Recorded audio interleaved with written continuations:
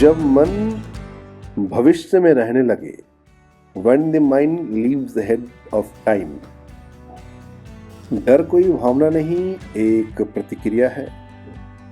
Fear is not emotional, it is a procedure। आमतौर पर हम डर को एक भावना मानते हैं, लेकिन ध्यान से देखिए, डर अचानक नहीं आता। डर वो धीरे धीरे बनता है। पहले एक विचार आता है, फिर उस विचार पर कल्पना जुड़ती है, फिर कल्पना को हम सच मान लेते हैं। यही डर जन्म लेता है। Fear is not an insight, fear is considered।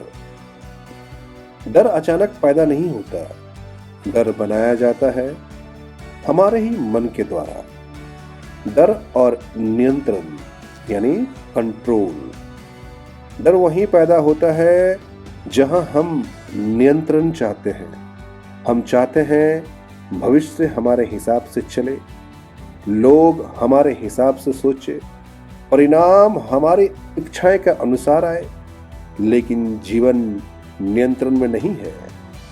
Fear begins when the control esteems। जहां हम जबरदस्ती नियंत्रण चाहते हैं, वहीं से डर शुरू होता है। डर ये नहीं कहता तुम कमजोर हो, डर ये कहता है तुम्हारे हाथ में सब कुछ नहीं है। और यही बात अहंकार को सबसे ज्यादा चुभती है। डर और पहचान यानी आइडेंटिटी। डर का एक गहरा रिश्ता है हमारी पहचान से।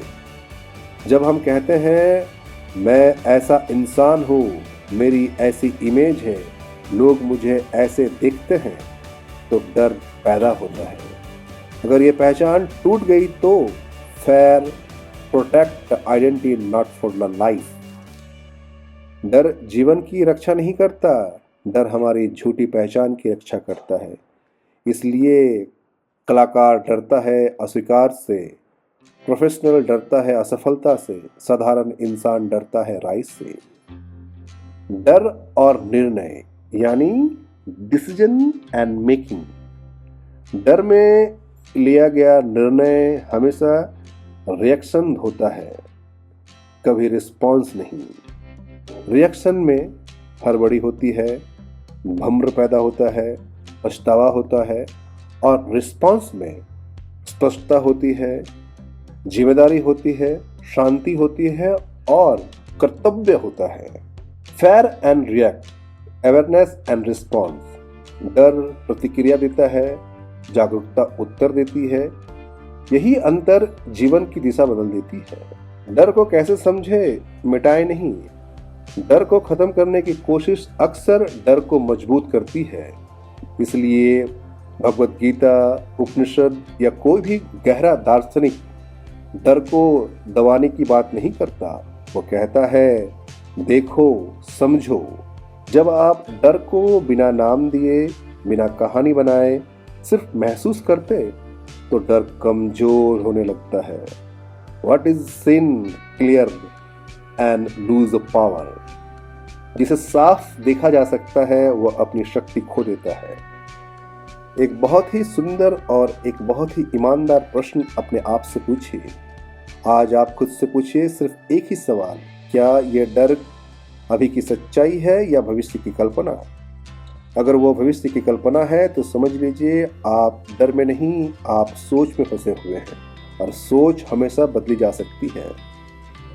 आज का सार, डर कोई शत्रु नहीं, एक संकेत है कि मन समय से आगे निकल गया है।